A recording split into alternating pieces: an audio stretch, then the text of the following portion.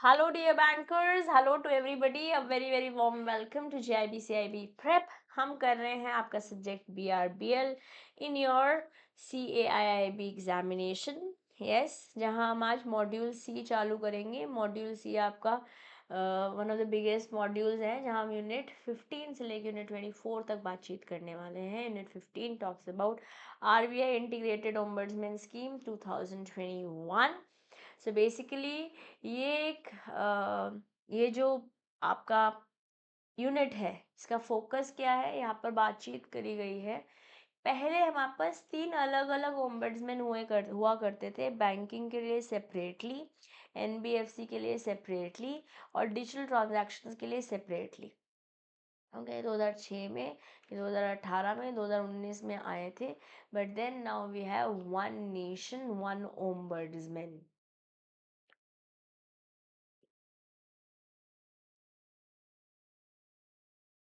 Okay, one nation one ombudsman.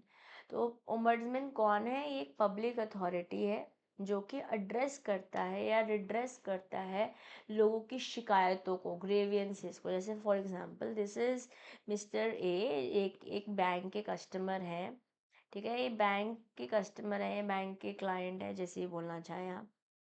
या एक financial institution will be a better word, क्योंकि यहाँ पे एनबीएफसी और डिजिटल प्लेटफॉर्म्स भी आ जाते हैं. इनके कस्टमर हैं, इन्होंने इनको कंप्लेन करी कि मैं ये सेटिस्फाइड नहीं हूँ मैं लेट्स से किसी पर्टिकुलर सर्विस से. ठीक है, और इस बैंक के फिनेंशियल इंस्टीट्यूशन ने इनको 30 डेज ओवर हो गए हैं और इनकी मदद नहीं करी है. Financial institution fails, 30 days are already passed on. तो ये मिस्टर ए जो है आरबीआई के पर्टिकुलर एक डिपार्टमेंट है जो इसी इन ग्रेवेंसेस को रिड्रेस करने में काम करता है, जिसको हम बोलते हैं ओम्बड्समैन. इसी को हम बोलते हैं ओम्बड्समैन. ठीक है, यहाँ पे हमारे इंडिया में, मतलब आरबीआई के अंडर जो ओम्बड्समैन है, इसका हेड क्वार्टर है करेंटली इन चंडीगढ़. ना, पहले हमारे पास बैंक्स के लिए सेपरेटली, एनबीएफसीज के लिए सेपरेटली एंड डिजिटल ट्रांजैक्शंस के लिए सेपरेटली 2006, 2018, 2019 ये प्लेटफॉर्म्स हुआ करते थे. But today we have one nation one ombudsman. Okay, one nation one ombudsman, RBI integrated ombudsman scheme 2021. और क्योंकि रिसेंट टाइम में इसके बारे में बातचीत हुई है, तो ये ज़्यादा इम्पोर्टेंट हमारे लिए है. क्या करना है, जैसे किसी को कोई कंप्लेन है तो आरबीआई की वेबसाइट पे जाए. जैसे पहले सेपरेटली हुआ करते थे इन सब के लिए, आज हमारे पास ये ओम्बड्समैन स्कीम है. यहाँ पर जाके simply you can log on the complain. Physically भी जा सकता है. तो मैं थोड़ा बैकग्राउंड दूँ, हमारे पास तीन ओम्बड्समैन स्कीम थी. ओम्बड्समैन स्कीम बैंक्स के लिए, एनबीएफसीज के लिए एंड डिजिटल ट्रांजैक्शंस के लिए. बट 2021 में, बोले तो 12 नवंबर 2021 टू बी प्रिसाइज, या इस दिन हमारे पास इंटीग्रेटेड ओम्बड्समैन स्कीम आ गया था. सिंगल रेफरेंस पॉइंट बन गया था for filing all the complaints. Background दूँ अगर वो बैंकिंग वाले के बारे में, ये 2006 में आया था. एक फटाफट एक्सपीडियस और इनएक्सपेंसिव फॉरम था. अगर किसी कोई बैंक का कस्टमर है, उसकी कोई कंप्लेन है, तो क्लॉज 35A बीआर एक्ट के अंदर ही बनाया गया था. Okay, Banking Ombudsman Scheme 2006 was a scheme which became operative since January 1, 2006, ताकि एक expeditious and expensive form provide किया जा सके जस्ट इन केस किसी की कोई कंप्लेन है. क्लॉज 35A के बारे में बहुत बातचीत करी गई है, तो मैं इसको चाहूँगी या मैं इसको सजेस्ट करूँगी कि इसे आप लर्न करिए. बीआर एक्ट के, कौन सा एक्ट भी है? It is not RBI act but BR act. Okay, और 2017 में अमेंड हुआ था, 2018 में हमारे पास एनबीएस है, 2019 में डिजिटल प्लेटफॉर्म आया. ओके, इस यूनिट में बेसिकली 5 चैप्टर्स और 20 सेक्शन है. मतलब ये जो हमारा आरबीआई इंटीग्रेटेड ओम्बड्समैन स्कीम है, और इसके बारे में स्पेसिफिकली बात हो रखी है हमारी बुक में, इसलिए मैंने इसको आपके लिए हाईलाइट कर दिया. जस्ट इनकेस अभी तक यहाँ से कोई क्वेश्चन नहीं बना है इस टॉपिक से, बट अगर आ जाता है तो आपको पता होना चाहिए. ओके, आई थिंक कि मैंने ऑलरेडी आपको पढ़ा दिया है. और 2021 में हमारे पास आ गया है एक वन नेशन वन ओम्बड्समैन, एक inclusive for all financial institutions together. अगर मैं कवरेज बताऊँ इस एक्ट की है। इस it is not an act but a scheme. ये सारे कमर्शियल बैंक्स पे, आरआरबीज पर, और scheduled primary urban cooperative banks and non scheduled primary uncooperative sorry primary urban cooperative banks में लागू होती है। जो भी जिनका भी डिपॉजिट साइज 50 करोड़ से ज़्यादा है, 50 करोड़ से जिनका भी डिपॉजिट साइज ज़्यादा है, in their previous year audited balance sheet. ठीक है, सारे एनबीएफसीज पे भी लगती है। अगर आपका जो कस्टमर इंटरफेस है, अगर आप कस्टमर इंटरफेस करते हो एज एन एनबीएफसी और आपका असेट साइज 100 करोड़ ज़्यादा, पीछे 50 करोड़ था अगर मैं बैंक्स के बारे में बात कर रही थी, और यहाँ पे 100 करोड़ हैं प्रीवियस ईयर की बैलेंस शीट में। सारी क्रेडिट इन्फॉर्मेशन कंपनीज पे भी लागू होता है अगर सारे सिस्टम पार्टिसिपेंट, जैसे कि स्कीम के अंदर बताया हुआ है। क्या है सिस्टम पार्टिसिपेंट, ये बताऊंगी मैं। कौन कौन सारे रेगुलेटेड एंटिटीज़, मतलब जो भी आरबीआई रेगुलेट करे वो सारी एंटिटीज़ यहाँ पे कवर हो जाती हैं, चाहे वो बैंक्स हो, चाहे एनबीएफसीज हो, चाहे क्रेडिट इन्फॉर्मेशन कंपनीज हो, चाहे सिस्टम पार्टिसिपेंट्स हो। जब मैं बैंक्स के बारे में बात कर रही हूँ, जैसे कि मैं बताया 50 करोड़ से ज़्यादा का डिपॉजिट साइज है, यहाँ पे 100 करोड़ से ज़्यादा का है प्रीवियस बैलेंस शीट में। यहाँ पे सारी क्रेडिट इन्फॉर्मेशन कंपनी और सिस्टम पार्टिसिपेंट, जैसे मैंने आपको बताया, बता रखा है। क्या बता रखा है, सिस्टम पार्टिसिपेंट कौन है? A person who is who operates as an authorized person system under the scheme। तो कुछ डेफिनेशंस दी गई हैं, उनको पढ़ लेते हैं। एपिलिएट अथॉरिटी कौन है, यहाँ से एग्जाम में प्रीवियस ईयर में पूछा गया है क्वेश्चन, तो ये बहुत important. Executive director in charge of RBI of this particular department, ombudsman department, he becomes the appellate authority। very very important, very very important। यहाँ से प्रीवियस ईयर में भी क्वेश्चन पूछा गया है और फिर से भी क्वेश्चन पूछा जा सकता है। ओके, ऑथराइज रिप्रेजेंटेटिव कौन है? ऑथराइज रिप्रेजेंटेटिव हर एक बंदा जो अपने कंप्लेन करना चाह रहा है, बट ये लॉयर नहीं हो सकता है। मान लेते हैं मैं अग्रीव्ड हूँ और मेरे को ग्रेवेंस है और मैं लॉयर हूँ तो करा सकती हूँ, बट मेरे बिहाफ पे कोई और लॉयर नहीं जाएगा। ठीक है, तो ये एक इम्पॉर्टेंट स्टेटमेंट है। अगर पेपर को ट्रिकी बनाया जाता है तो यहाँ से क्वेश्चन पूछा जा सकता है। अवार्ड क्या है? जो डिसीजन लिया ombudsman ने वही अवार्ड है, मतलब इसे ऑर्डर बोल सकते हैं, डिक्री बोल सकते हैं पर्टिकुलरली, बट इस स्कीम के अंदर इसे अवार्ड बोला जाता है। बैंक क्या है? जो अलग अलग तरीके की बैंकिंग एंटिटीज हैं, जैसे बीआर एक्ट में बता रखा है, excluding certain banks under resolution, या कोई बंद हो रहा है तो वो बैंक में नहीं आएगा अंडर ओम्बड्समैन स्कीम। कंप्लेंट एक फॉर्मल रिटन रिप्रेजेंटेशन होगा कि अगर भैया मेरी एक सर्विस में, या जो भी मैंने एज अ कस्टमर मैंने रिक्वेस्ट किया था, जो मुझे सर्विस प्रोवाइड करनी चाहिए थी, इस बैंक को, इस फिनेंशियल इंस्टीट्यूशन को नहीं प्रोवाइड की, तो डेफिशिएंसी है इस सर्विस में, है ना। तो एलिगेट क्या है, अभी पता नहीं, इसको ये नहीं बोला गया है कि प्रूवन गिल्टी है, लेकिन ऐसा आरोप लगाया गया है। एलिजिंग का मतलब होता है आरोप लगाया है। डेफिशिएंसी इन सर्विस मतलब शॉर्ट कमिंग है, कुछ जो बोला था करने के लिए वो नहीं कर रहे हैं basically. Okay, a short coming in financial service required by law और अदरवाइज। यहाँ पे मैं पर्टिकुलरली बैंक के बारे में बात कर रही हूँ, पर्टिकुलरली बैंक के बारे में बात कर रही हूँ। डिप्यूटी ओम्बड्समैन कौन है? आरबीआई के स्कीम के अंदर ही हुआ होगा। एनबीएफसी क्या है? रजिस्टर्ड है आरबीआई के अंदर, बट एक्सक्लूड करती है कोई भी type of core investment company या फिर उनसे रिलेटेड रेजोल्यूशन। रेगुलेटेड एंटिटी में banks, NBFC, system participants, CIC सारे आ जाते हैं। सेटलमेंट एक अग्रीमेंट, ये जो या तो फैसिलिटेशन के थ्रू, या कंसिलिएशन के थ्रू, या मीडिएशन के थ्रू। सेटलमेंट क्या है? आउट ऑफ कोर्ट सेटलमेंट हो रहा है बेसिकली। ओके, सिस्टम पार्टिसिपेंट एक ऐसा बंदा जो आरबीआई नहीं है या फिर सिस्टम प्रोवाइडर नहीं है, ठीक है, who participates in payment system under PSS है। पीएसएस है हमारे सिलेबस में है, जो मैं पढ़ाऊंगी आपको। ओके, आरबीआई तो हमें पता है जो आरबीआई एक्ट के अंदर बनी है। कुछ इंपॉर्टेंट डेफिनेशन है, इसका मैंने ओवरव्यू आपको दे दिया है। ये नोट्स मैं आपके साथ शेयर कर दूंगी on JIB prep telegram channel, CM में Disha Dua telegram channel, and also it will be available as a repository on JIB prep app in the free material section। Now let's talk about appointment. ombudsman का appointment कैसे होता है, उसकी location क्या है? वैसे location change भी हो सकती है ऑफिशियल गैजेट में इंफॉर्मेशन प्रोवाइड करके। इस समय चंडीगढ़ में है। और सीआरपीसी क्या है? That is centralise receipt and processing centre. जैसे सबके लिए पहले अलग अलग हुआ करता था, बैंक के लिए, एनबीएफसी के लिए, डिजिटल ट्रांजैक्शंस के लिए आज वन नेशन वन ओम्बड्समैन बन गया, तो उसके अंदर कैसे जाता है? सीआरपीसी के थ्रू जाता है। ये बात करते हैं। अपॉइंटमेंट और टेन्योर क्या है ओम्बड्समैन का, यहाँ से प्रीवियस ईयर में क्वेश्चन पूछा गया है तो इम्पॉर्टेंट है। ठीक है, आरबीआई अपॉइंट कर सकती है एक या एक से ज़्यादा ऑफिसर जो ओम्बड्समैन या डिप्यूटी ओम्बड्समैन जैसे काम करेंगे इस स्कीम के अंदर। पीरियड जो है वो 3 साल से ज़्यादा नहीं हो सकता है एट अ टाइम।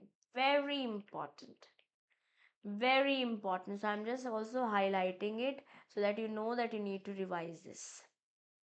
ठीक है, लोकेशन क्या है, जैसे कि आरबीआई बताएगी वैसे होगा ताकि फटाफट एक्सपीडाइट किया जा सके, जो भी कंप्लेन आए उसका सोल्यूशन निकाला जा सके। ओम्बड्समैन में hold sitting at various location as deem necessary, जैसे भी रिक्वायरमेंट आ रही है। बट हेड ऑफिस सीआरपीसी का इस समय सॉरी ओम्बड्समैन का इस समय हेड ऑफिस जो है वो चंडीगढ़ में है।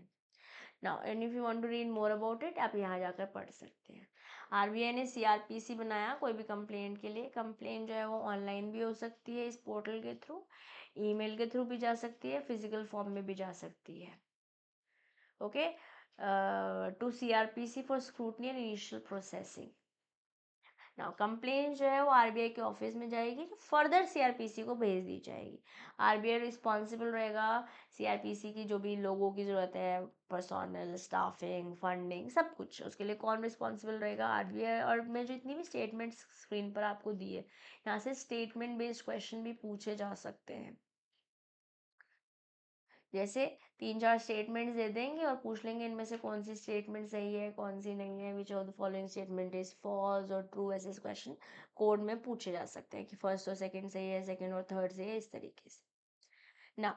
कंप्लेन जो है वो इलेक्ट्रॉनिक हो सकती है, फिजिकल फॉर्म में जा सकती है, खुद जाके दे सकते हो, बट एड्रेस किसको करनी पड़ेगी, सीआरपीसी को ही करनी पड़ेगी, जो कि फर्दर स्क्रूटनी और इनिशियल प्रोसेसिंग चालू करेगी। प्रोसीजर क्या रहेगा कंप्लेंट रिड्रेसल का या ग्रीवेंस रिड्रेसल का, तो सबसे पहले तो कंप्लेंट क्लॉज 9 में बोल रखा है, अगर कोई भी बंदा अग्रीव्ड है, मतलब उसको लग रहा है कि कोई उसके साथ सही नहीं हुआ है, ठीक है, नाखुश है उस एक्ट के अंदर, और omission of regulated entities resulting in deficiency complain कर सकता है। बट 30 डेज का पीरियड ओवर हो जाएगा तभी जा पाओगे। अगर 30 दिन से कम में आपने ओम्बड्समैन मतलब बैंक के कंप्लेन करे हुए है तो ओम्बड्समैन के पास नहीं जा सकते। कंप्लेन जो है कस्टमर खुद भी कर सकता है, ऑथराइज रिप्रेजेंटेटिव के थ्रू भी कर सकता है, बट ऑथराइज रिप्रेजेंटेटिव यहाँ पर लॉयर नहीं होएगा, मतलब लीगल एयर हो सकता है, ऐसे मान लेते हैं कुछ ऐसा बैंक नहीं है इसकी वजह से मुझे तकलीफ हो गई और मैं नहीं जा पा रही हूँ, तो मैं अपने लीगल एयर को भेज सकती हूँ, कोई भी लीगल रिप्रेजेंटेटिव ऑथराइज रिप्रेजेंटेटिव को भेज सकती हूँ अपने बिहाफ पर, बट लॉयर नहीं जाएगा। सरकमस्टांसेस में कंप्लेन इज नॉट मेंटेनेबल, मतलब आपने सीआरपीसी को कंप्लेन तो करी बट वो एंटरटेन नहीं कर पाएंगे, मेंटेन नहीं कर पाएंगे। The complain will not be accepted where it is a commercial judgement और decision of a regulated entity. जैसे मान लेते हैं कि मैं बैंक हूँ, ठीक है, और आप मेरे कस्टमर नहीं हैं, आप कोई वेंडर है जो आपने सोचा था कि मैं सप्लाई करूँगा कोई होर्डिंग या कोई चेयर्स या कोई फर्नीचर, बट मैंने आपको नहीं दिया, whatever may be the X Y Z reason, और आप मेरे खिलाफ कंप्लेन करने चले गए, तो यहाँ पे ओम्बड्समैन एंटरटेन नहीं करेगा क्योंकि आप मेरे कस्टमर नहीं थे। अगर कोई वेंडर और रेगुलेटेड एंटिटी के बीच में है तो ये भी नॉन मेंटेनेबल कंप्लेन है। कोई ग्रीवेंसी डायरेक्टली ओम्बड्समैन को एड्रेस नहीं करी गई है, ओम्बड्समैन को एड्रेस करनी पड़ेगी तभी आपकी बातचीत सुनी जाएगी। ओके, कोई जनरल ग्रीवेंस है मैनेजमेंट के against, executive of regulated entity है, भाई यहाँ पे बैंक के खिलाफ है, लोगों के खिलाफ नहीं हो रही है कोई complaint. Dispute where action is initiated by regulated entity in compliance with order, कुछ लॉ या ऑर्डर से, मतलब मान लेते हैं कोई टैक्स अथॉरिटी से बैंक के पास कुछ ऑर्डर गया था, ठीक है, जिसकी वजह से बैंक ने ऐसे एक्ट किया, जिस वजह से रेगुलेटेड एंटिटी ने ऐसे एक्ट किया, और आप वो कंप्लेन लेकर चले गए हो ओम्बड्समैन के पास, ओम्बड्समैन इस बारे में कुछ नहीं करेगा। Okay, services outside the regulatory purview of RBI, RBI के दरमियान ही नहीं है। डिस्प्यूट बिटवीन रेगुलेटेड एंटिटी, दो दो बैंक्स के बीच में लड़ाई है, जा रहे हैं ओम्बड्समैन के पास, ओम्बड्समैन मदद नहीं करेगा।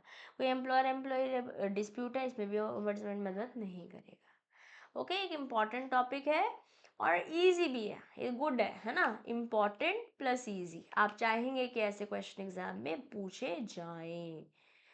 ठीक जी, चलिए मूविंग फॉरवर्ड नाउ, कि क्या कंडीशंस हैं for filing a complain. A complain will not B entertained जब तक प्रायर कंप्लेन, आपने खुद रेगुलेटेड एंटिटी को तो बोला नहीं कि आपको उनसे कोई प्रॉब्लम है, 30 दिन हुए नहीं और चल दिया ओम्बड्समैन के पास, नहीं भाई, ओम्बड्समैन आपकी मदद नहीं करेगा। कंप्लेन को रिटर्न फॉर्म में जाना पड़ेगा, ठीक है। अब ऑम्बड्समैन तक पहुंचने से पहले कंप्लेन जो है रेगुलेटेड एंटिटी के द्वारा रिजेक्ट हो देनी चाहिए, या फिर दे फेल टू रिस्पॉन्ड, 30 दिन हो चुके हैं। और कंप्लेन जो है within 1 year from after receiving the response, और 1 year and 30 days if no response was received. मतलब कहने का मतलब है कस्टमर जो है बैंक के पास गया, 30 दिन हो गए, ठीक है, और अब यहाँ से लेकर 1 ईयर तक अगर बैंक ने रिस्पॉन्स ही नहीं किया था, बैंक ने रिस्पॉन्स ही नहीं किया था, तो 1 ईयर प्लस 30 डेज। और मान लेते हैं बैंक ने रिस्पॉन्स कर दिया था बट आप सेटिस्फाइड नहीं हो, तो विद इन 1 ईयर आपको ओम्बड्समैन के पास जाना है। बेसिकली लिमिटेशन पीरियड है, इस समय के अंदर अगर आप ओम्बड्समैन के पास नहीं गए तो ओम्बड्समैन आपकी मदद नहीं करेगा। यहाँ से मुझे लगता है इस बार क्वेश्चन पूछा जाने वाला है, वेरी इंपॉर्टेंट इंडीड, ठीक है। तो इसको बिल्कुल भी गलती से भी नहीं छोड़ेंगे, गलती से भी नहीं, very very important. I am putting also a heart here so that you know, you remember कि आपको ये टॉपिक पढ़ना है, ठीक है, लर्न करना है basically. Okay, now not duplication of complain. Complain जो है ऐसा नहीं है कि ऑलरेडी ओम्बड्समैन के पास थी या सेटल हो चुकी है फिर दोबारा से नहीं लेके जा सकते। कंप्लेन जो है ऑलरेडी किसी कोर्ट, ट्राइब्यूनल, आर्बिट्रेटर के पास भी नहीं होनी चाहिए पेंडिंग, अदरवाइज डुप्लीकेशन हो जाएगी ना, एक ही चीज़ पे कितने लोग काम करेंगे। कंप्लेन जो है फ्रीवलेस या फिर वेक्सेशियस नहीं होना चाहिए, मतलब अब्यूजिव इंटेंट, किसी को डिसरप्शन हो जाए, किसी का काम फालतू में ख़राब हो, इस वजह से कंप्लेन नहीं होनी चाहिए। टाइमलीनेस हमने बता ही दिया है, 1 ईयर, अगर कंप्लेन का आंसर आया था और नहीं आया था तो 1 ईयर एंड 30 डेज। ओके, ना प्रोसीजर क्या है, आपको क्या करना है, इस पोर्टल पे जाके या तो ऑनलाइन कंप्लेन कर सकते हो, फिजिकल मोड से करते हो तो प्रॉपर कंप्लेनेंट द्वारा या ऑथराइज रिप्रेजेंटेटिव द्वारा साइन करके आप जाके फिजिकली सीआरपीसी को देना पड़ेगा। अब अवार्ड कैसे आएगा, यहाँ पर passing of an award and right to prefer appeal और सस्पेंशन ऑफ स्कीम, एक एक करके बात करते हैं। अवार्ड क्लॉज 15 में बात हो रखी है, अगर कंप्लेन रिजेक्ट नहीं हुई है, रिजेक्ट मतलब आपने कंप्लेन करी थी ओम्बड्समैन को और ओम्बड्समैन ने आपकी कंप्लेन को या तो ना तो नॉन मेंटेनेबल ना ही रिजेक्ट करा है, तो ओम्बड्समैन एक अवार्ड पास करेगा जिसमें बोलेगा कि अवार्ड किस स्पेस में होगा पास, नॉन फर्निशिंग ऑफ डॉक्यूमेंट्स और इन्फॉर्मेशन। मतलब बोला था बेसिकली क्या हुआ, मैंने बैंक के खिलाफ कोई कंप्लेन करी, अब बैंक ने मुझे रिस्पॉन्ड नहीं दिया या मेरे को सेटिस्फाई नहीं किया, मैं चली गई ओम्बड्समैन के पास। ओम्बड्समैन ने मेरी कंप्लेन की कॉपी रेगुलेटेड एंटिटी को भेजी कि भाई तुम्हारे खिलाफ ये कंप्लेन आई है, बताओ तुम्हारी क्या कहानी है, what is your side of the story. इन्होंने रिप्लाई नहीं किया, तो ओम्बड्समैन मेरे ही लिए, मेरे ही साइड में आंसर अवार्ड पास कर देगा, इसे बोलते हैं ex parte, only in one's favour, because उन्होंने रिप्लाई नहीं किया था क्योंकि फर्निश नहीं किए थे information. The matter not being resolved under section 4 clause 14(9) despite providing both the parties opportunity of being heard, इन्होंने opportunity दी, इन्होंने नहीं बोला कुछ या इन्होंने बता दिया, अगर नहीं बोला तो मेरे फेवर में आंसर आ जाएगा, इन्होंने बता दिया, आप दोनों की बातचीत सुनेगा, फिर ओम्बड्समैन डिसाइड करेगा बैंकिंग लॉज और आरबीआई गाइडलाइंस के अकॉर्डिंग एंड अकॉर्डिंगली अवार्ड पास करेगा। The award may direct the regulated entity to fulfill certain obligation, बोल सकता है बैंक को या regulated entity को, भाई फटकार लगा सकता है, गुस्सा कर सकता है, या बोल सकता है यू आर राइट, जो भी है बताएगा कि what should be next course of action. मान लेते हैं बैंक की गलती पाई गई, रेगुलेटेड एंटिटी की गलती मानी गई, पापा सॉरी ओम्बड्समैन को पता लगा कि हाँ रेगुलेटेड एंटिटी की गलती थी, तो वो बोल सकता है कि ये काम आपको करना है, ऐसे ऐसे कंपनसेशन देना है। कंपनसेशन जो है वो 20 लाख रुपीज़ या फिर जो एक्चुअल अमाउंट है विच एवर इज़ लोअर, जो भी कम होगा वो देना होगा। और मान लेते हैं एडिशनल कोई कंपनसेशन देना है तो वो 1 लाख रुपये से ज़्यादा नहीं हो सकता। ये सामने कोई, मैं बोल रही हूँ कि इस वजह से मुझे इतनी मेंटल एगनी हुई, मेरे साथ हैरेसमेंट हुआ, मेरा टाइम का समय बर्बाद हुआ मेरा समय बर्बाद हुआ, टाइम का समय, मेरा समय बर्बाद हुआ, मेरा टाइम बर्बाद हुआ, तो उसके लिए एडिशनल कंपनसेशन मैक्सिमम 1 लाख तक जा सकता है। ये डेटा आपको लर्न करना है, these are the facts that you need to remember. Maximum 20 lakh हो सकता है या एक्चुअल जो भी होगा लोअर, और 1 लाख एडिशनल कंपनसेशन हो सकता है। अब जैसे मान लेते हैं ओम्बड्समैन ने बोला रेगुलेटरी एंटिटी को भाई पैसे देने हैं आपको, या जो भी कंपनसेशन फुलफिल करनी है, अगर 30 दिन के अंदर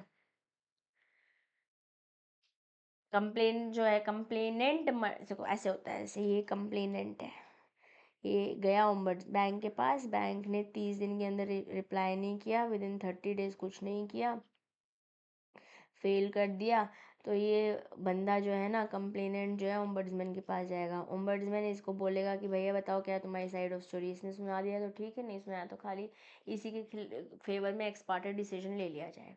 अब सुना दिया, दोनों की बात चीज सुनी, ओम्बड्समैन बोलेगा कि चलो ठीक है, गलती है बैंक की, बैंक को इन्होंने अवार्ड पास कर दिया। अब इस अवार्ड के बारे में कम्युनिकेट करेगा ओम्बड्समैन इस कंप्लेनेंट को भी, कि भैया देखो मैंने ये अवार्ड पास किया है।